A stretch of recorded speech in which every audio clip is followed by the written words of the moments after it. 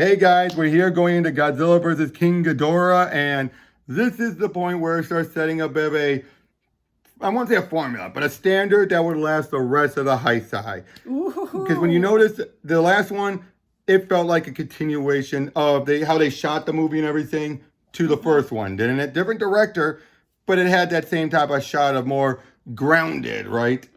This is the point where we start to get back to more of that giant monster show up feel, where the buildings are going to be smaller. Which I bet you was a cost-saving measure too. Let's be honest. Those buildings could not have been cheap. Yeah. When you make them, Godzilla's back to being humongous, but we're going to get into a time travel story. One that you and I are going to have to pause a bit so I can explain to you my theory that will make more sense, because otherwise it's so confusing. Okay. And we're going to get King Ghidorah, but not the one you'd expect. This is going to be a artificially created King Ghidorah. And we're going to get a moment of him both being controlled and on his own. Ooh. And we'll also later get, well, I won't say it here. I think I've already told you this, but I hope you've forgotten, so you'll be surprised. Oh boy. But yeah, this is, and the return of Akira Kifube on music.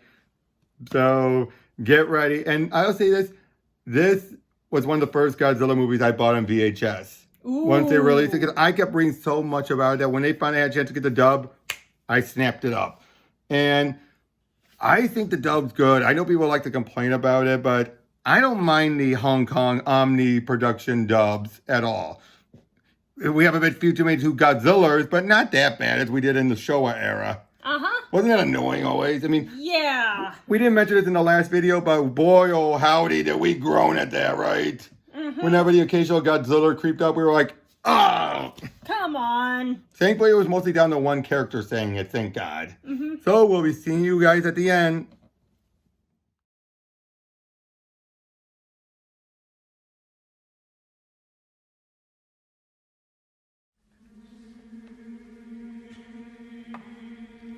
He knew the world would not be the same.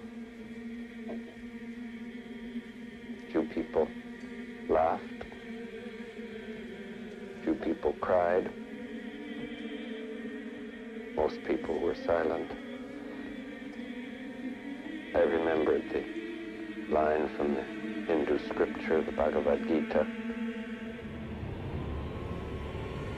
Vishnu takes on his multi-armed form. He says,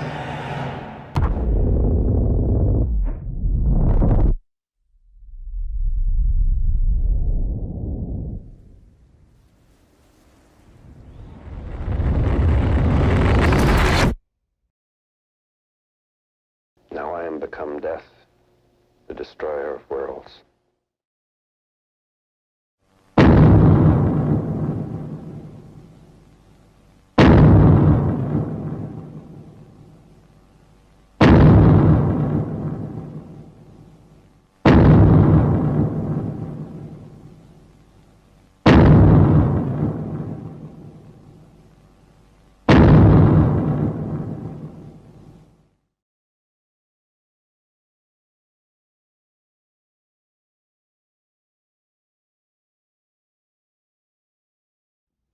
Hey guys, we just got done, and what did I tell you? It was pretty great. It was. Now this would set the trend going forward. And Godzilla's bigger now, deservedly so. We're going for more newer, old school monsters, reinvented, things like that. So how would you compare this to the other two? I would say that it was above 1985, but below Biollante. As far as the rhyme, but as far as the monster action, Oh, heck yes, back to form. back to form, and it makes sense. It's clear those giant buildings were way too expensive.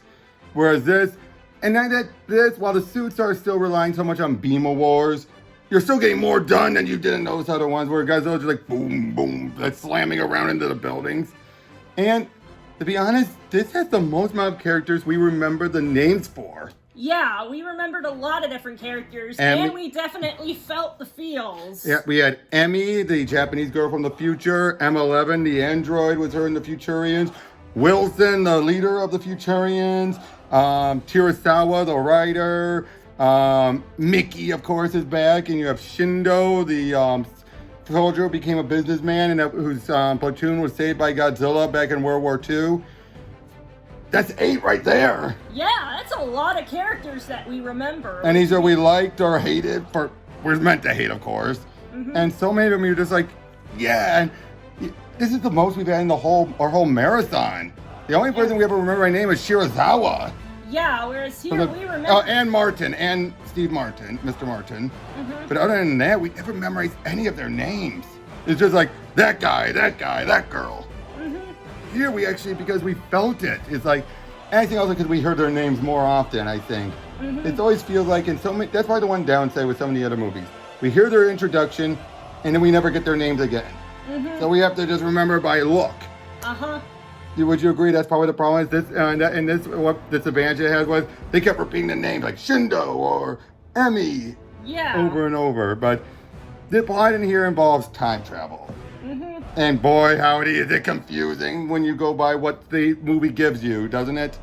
Yeah. What does the movie kind of get? What's the misconception the movie gives us? What's the biggest one? Well, it seems to assume that there's just one Godzilla when we know there are 2. Exactly. The Futurians are idiots. Evil. These guys go up there with more evil than a lot of the Showa villains. Yeah, it's just like, I think the difference here is that these guys come from the home court, or it's from the future, where it's like, the aliens... They have no reason besides, ooh, we're evil aliens. Yeah, whereas this one felt like a lot closer to home, like you feel like you kind of should... They kind of should know better because they're a bit more related, but no, that just makes them even worse when they pull all of this conniving. And even when they lose, they feel like, we won still. Yeah, it's just like where the aliens, they're not from around here. They may not necessarily have the same culture and stuff. These guys don't have that excuse. Exactly. So they feel a lot more vile as a result. Yeah, I know. Although, Emmy, it's so clear. She only came back in time so she can see how Japan used to be. But she's an idiot then. Yeah. I'm glad she makes up for it, of course, but she's an idiot. I'm sorry, plain and simple. Now, that's the big one. What do you think about King Ghidorah in this one? Mixed bag? Oh, you're applauding, of course, but would you still say mixed bag was... Mixed bag? Frick, man, the design was great. The suit work was incredible. The fact, did we ever see him wrap around Godzilla in the Showa? No, I don't think we did. That was a new one. Yeah, we see him wrap around to the point where Godzilla's choking up foam. But of course, that's the dumbest thing you could do, though, with Godzilla. You never get point-blank range. Yeah. That is the dumbest thing you could do. But this was the best controlled, being controlled by someone. Yeah, Ghidorah. because it made the most sense, because they're kind of the These ones little- that these made little him cute out of things. Yeah, they kind of made him out of, like, merging together a couple of good... Cutesy little things into a monster. So it makes sense that they can control them because they're meant to be controlled. And you have 3 of them merge. It doesn't matter if they're mutated. It's still ingrained into their DNA. Now, here's the thing about the time travel. Like she said, they assume there's one monster. There isn't. Like I said, the Futurians are idiots. But that's also because they're working off of a slightly off. I wouldn't say it was completely wrong, but a misconceived book. That was probably the closest ever came to being accurate, but we know Kurosawa was not entirely accurate. He made a lot of jump assumptions. Like we said, it was assumed that we finally see a Godzilla pre-nuclear blast, the Godzilla sword, what did you think of it? I mean, it made a lot of sense, honestly. I know. Now, and this goes back to something I said a long time ago. This is where things deviate from the Showa to the Heisei. There was always the one Godzilla. That one was on a completely different island, formed by a completely different bomb test.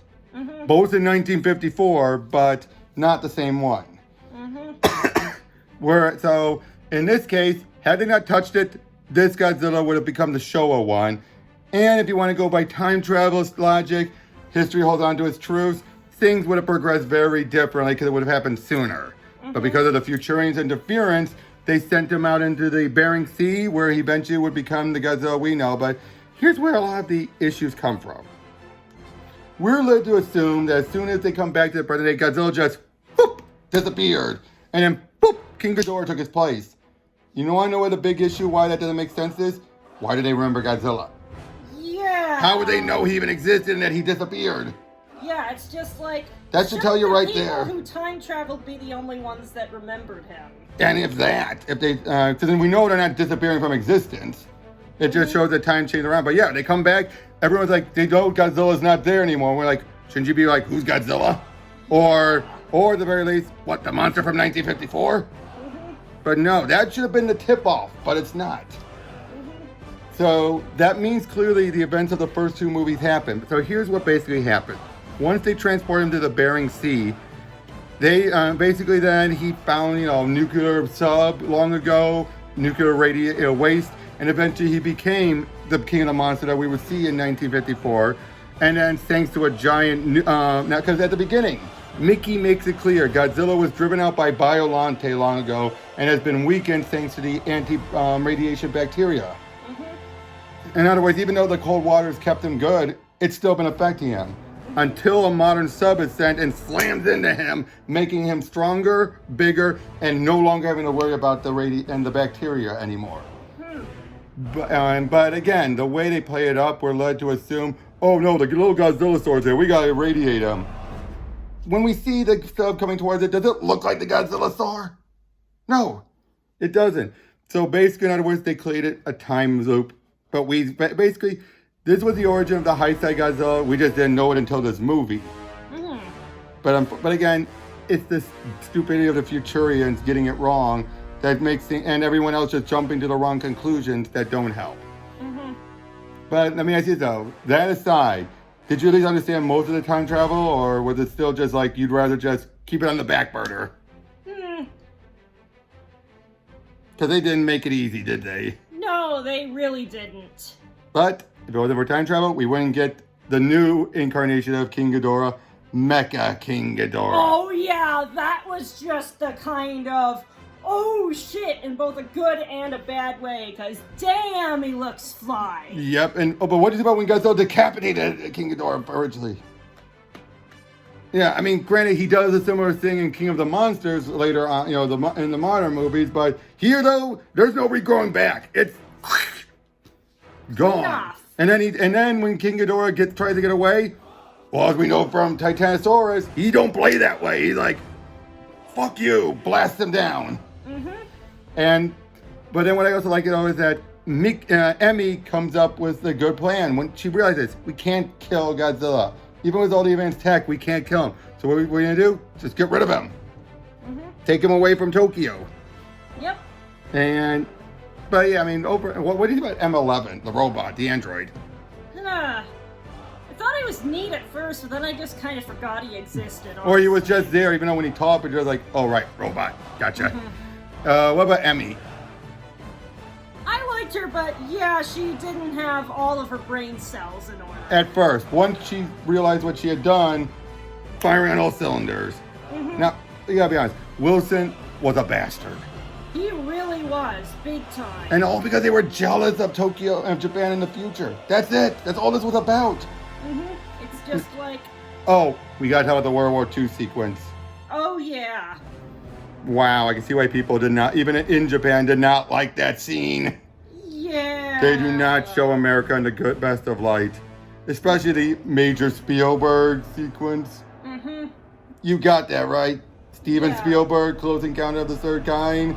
Yeah, that's just awkward AF. But last thing we'll talk about, I was like, Mickey, she's superfluous, but I still like her being there. Yeah, it helps establish a sense of continuity. And really, she's the one with the best ties to Godzilla. So of course she would be there. But let's talk about Shindo.